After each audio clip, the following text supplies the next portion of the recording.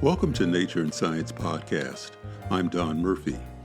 Today we're revisiting a 2023 conversation with Jared Kaplan, co-founder of Anthropic, recorded just as he was starting at the company. We discussed scaling laws, large language models, and the future of machine intelligence. 3 years later, with Claude and ChatGPT shaping the global landscape, listening back offers an incredible look at how fast this field has evolved.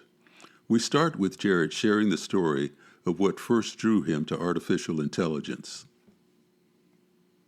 I came to work on this, mostly just because I guess at a very fundamental level, maybe two of the most interesting questions you can ask are, what is the universe, and what is intelligence? What is the mind? That sort of thing. I think another perspective on this also is that what we can actually do with intelligence is almost in itself kind of a feature of our universe. It's not a law of physics, but the fact that certain kinds of algorithms are possible to execute in a reasonable amount of time and others aren't, I think is actually kind of an interesting feature. There's a way that any of us could beat Shakespeare. We could write every possible book that could ever exist, and then we could just read all of them and go through and pick out the ones that were as good or better than Shakespeare. And if we had good judgment, all we would need is good judgment, and we could do that.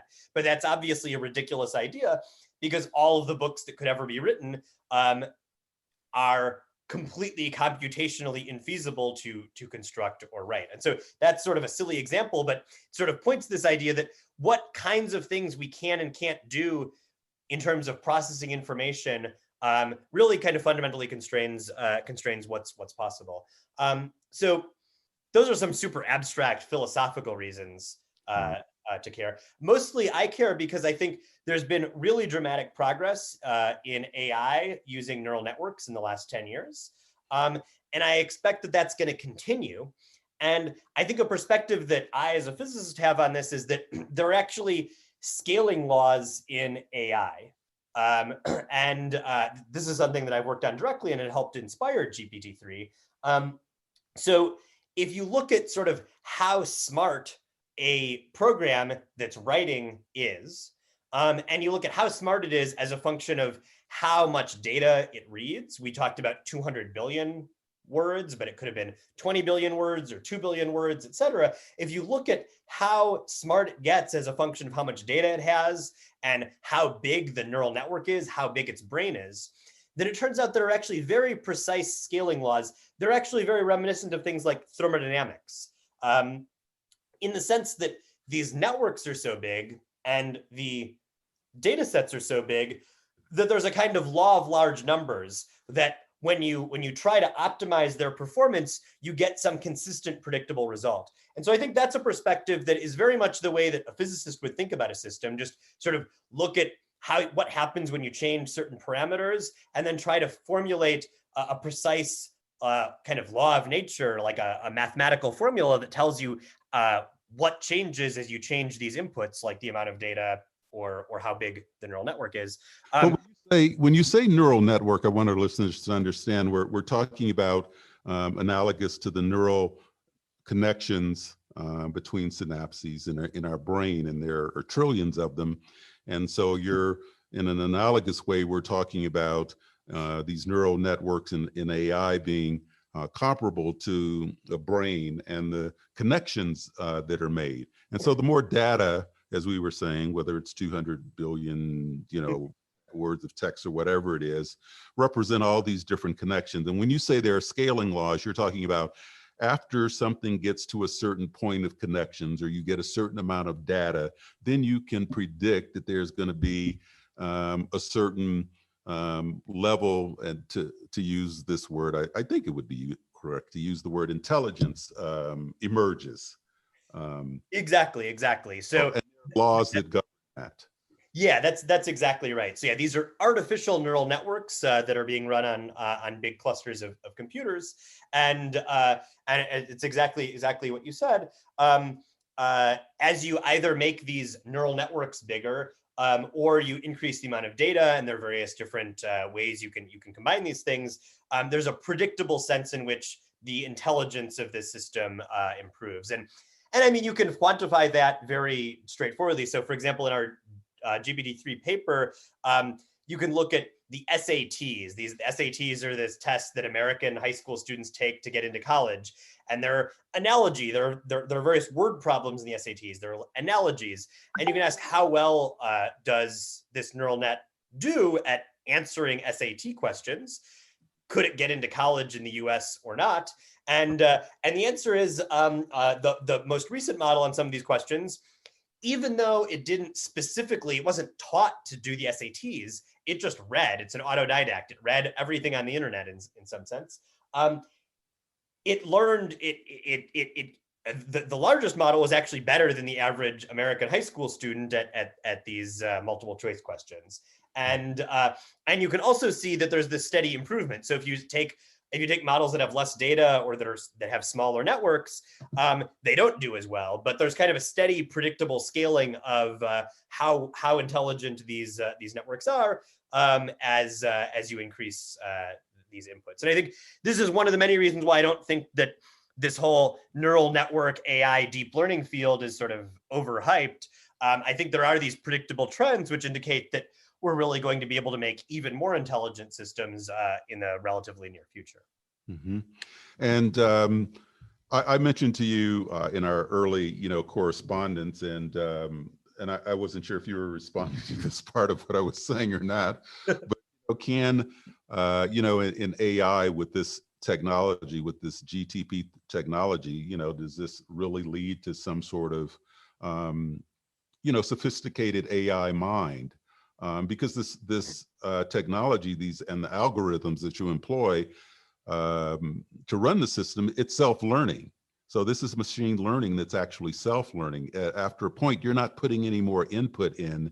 It's actually using the input that it has and going through it constantly and learning from what it has already generated. Is that correct? Yeah, that's all correct. It's what people often call this unsupervised learning, because we just give the model all this data, all of these words, all of these web pages and essays and books downloaded from the internet, and it just reads them and learns, and we just sit back and watch. So that's absolutely true. Whether or not what kind of learning this is, whether or not it's achieving some notion of true intelligence or true understanding, is fairly controversial. There are a lot of people with different opinions. I tend to be fairly kind of optimistic on the side that it sort of really is learning a lot of subtle, important features of the world and how to think about it. And I think sort of combining this with other learning techniques that maybe are more specific, more aimed at actually doing a specific task, I think we will have models that really do kind of understand and really do and really can kind of think in at least in all external respects. I mean, like you see a duck and you call it a duck because it looks like a duck. Similarly here, if you have something that's capable of doing all of these different things at once that we associate with human intelligence, then I think I would sort of give it the benefit of the doubt, and imagine that it actually does have some model of the world that means that it understands the world and is sort of making predictions and doing tasks based on that model. So coming full circle on that with physics, do you think that you can take this AI and apply it to some of the deep questions of physics, feed it a bunch of data and the questions we're talking about? Because it wouldn't come to it with some of the prejudices that physicists come at it with. It would be like totally, I don't care what the answer is as long as it's right. So do you think it's possible? Yeah, I actually do think it's possible. I don't think that it's going to happen very, very soon. But yeah, I think that, humans seem like we're very dominant as a species on the planet because we're intelligent and because we are able to work together and preserve knowledge within our civilizations and pass it on to our children. But there's a whole spectrum of intelligence. There's paramecium, there are mice, there are dogs, there's dolphins and us.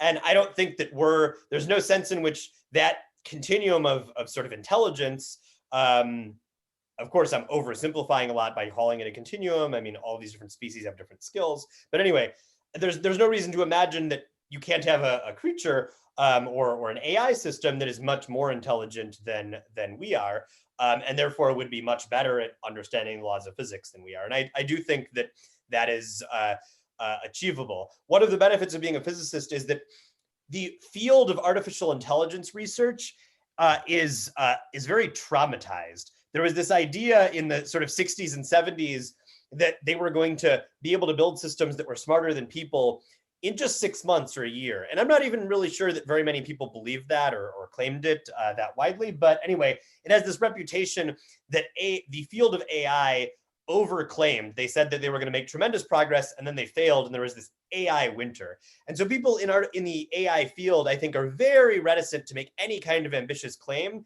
because they're afraid of being accused of just kind of crying wolf. And as a physicist, I don't really have any of that kind of collective trauma. I'm just sort of coming at it with fresh eyes.